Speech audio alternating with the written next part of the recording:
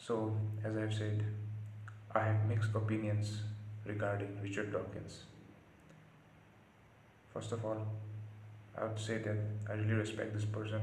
I have learned a lot about biology and especially about evolution. I have learned a lot about evolution by watching a three-part documentary of Richard Dawkins, where where he explains things like altruism, in how you can see that why people help each other, how people behave so that they can preserve themselves and save themselves.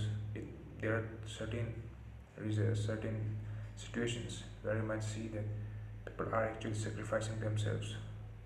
It seems very counterintuitive, as evolution says that the survival of the fittest and struggle for existence, which means that you should always try to save yourself.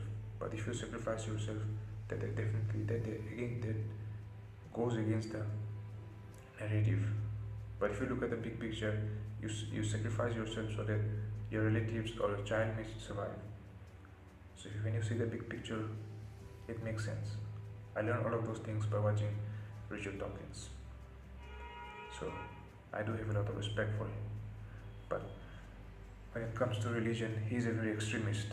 Extremist in the sense that he completely hates, or he completely thinks that religion is a mind virus.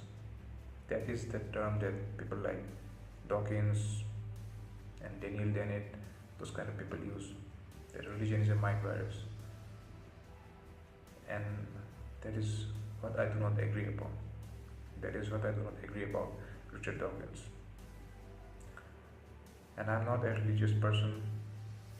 By religious, see, it is a very big term, and I would definitely like to talk specifically about religion. And I'm definitely going to talk about religion because since I decided to record one video every day for at least 1 month. So I'm going to run out of topics to talk about. Then I'll have to talk about whatever that comes to my mind. And religion, definitely I'm going to talk about it. So, about religion, first of all, I'm a Hindu by birth, which means that I do not follow the Abrahamic religion, which says that there was a creator, or specifically Christianity, where it says that this world was made in 7 days, and those things, none of which are mentioned in Hinduism. First of all, Hinduism, yes, I can talk about the origins of Hinduism, how it is, what kind of religion it is, in a separate video. Again, since I'm going to make one video every day for 30 days, I'll have time to talk about religion and Hinduism separately. But this video is about Richard Dawkins and why I have mixed opinions about Richard Dawkins, and why I am opposed, or why I do not agree with Richard Dawkins' opinion on religion. The thing that I agree about, or the thing that I like most about religion, is rituals. Rituals are the one thing that I find very positive about. There are many positive things and there are many negative things, but rituals means that you practice something regularly, regardless of whether you want or you do not want, which is equivalent to practice.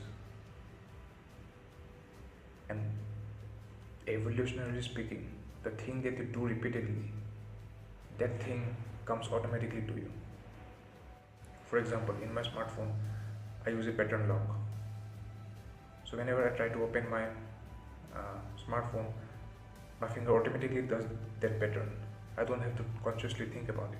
But certainly one day when I change, then it needs a few days for my brain to get adjusted to the new pattern. Sometimes I automatically try to do the old pattern, and then it rejects it because this old pattern is inside my brain since I've been doing it for a very long time. So it takes time for this new thing to get adjust it, my brain to recognize and adopt this new pattern. In the same way, if you want to do something regularly, if you want to be good at something, or if you want to master something, you have to do it regularly. And that's what rituals are all about. Okay, I definitely do not agree about the existence of a God as a human thing. I do not believe, or I can't prove it, but there's no way that there exists a God which looks like me, or which is in a human form, and that is uh, looking over all of us. I do not agree with those things. But what I do agree upon is that, at least in Hinduism, or it might be true for other religions as well, but I'm not going to talk about other religions as I don't have enough knowledge about them, so I'm not going to talk about them. But I'm not denying that these things only they do not happen in other religions, that these things happen only in Hinduism. But when you do something repeatedly, especially when you chant a prayer, which means you are going to a meditative state, which calms your mind. Those are the things. When you calm your mind, you can have which is known as mindfulness these days. When you have mindfulness, you are aware. You are not in an autopilot mode. Most of the people these days are just in autopilot mode. They are just going with the flow of they're just going with the flow of whatever the trend is, whatever everyone is doing. They're just doing it because they're not mindful. But when you're mindful, when you consciously observe each and every one of your actions every day, every moment, then you're more aware of yourself, and then you can make better decisions about yourself. So these are the things that a ritualistic practice can help you do, and that is what religions have done. Now people talk about the net positive and net negative effect of religion. They might say, okay, they've done it, there are a few positive things about religion, and then but there are also very, very bad things about religion. People are dying because in the name of religion. Animals are dying, animals are sacrificed in the name of religion. So what is the net effect of religion? And I do not know. Maybe yes, the net effect might be negative, but that is what I'm talking about. Net effect may be negative, but there are a few things that are good about religion. So you must take those and try to eliminate the negative ones.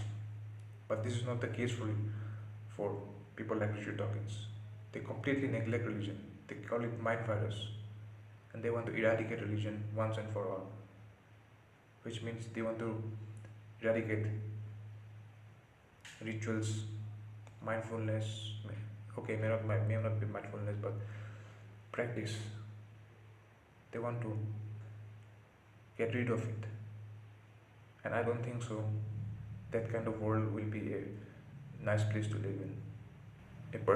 A world where everything it's like the Vulcans in Star Trek. Too much rationality is not really going to help humanity. Yes, it sounds utopian that everyone is rational, everyone is logical, but seriously, it is not going to be a good place to live in. So that is where I disagree with Richard Dawkins. Religion is not a complete mind virus. Yes, there are negative aspects of religion, and we should definitely get rid of it. But at the same time, there are also good things about religion. And as Albert Einstein has said that we do not know what are the moral values or what are the values that are embedded in religions. We do not know yet. So we can't just completely eliminate religion. Religion has survived so far because there might have been an advantage. And so we must actually study religion more scientifically and more seriously, and try to extract the better things out of religion, and definitely get rid of the negative things, the negative elements of religion.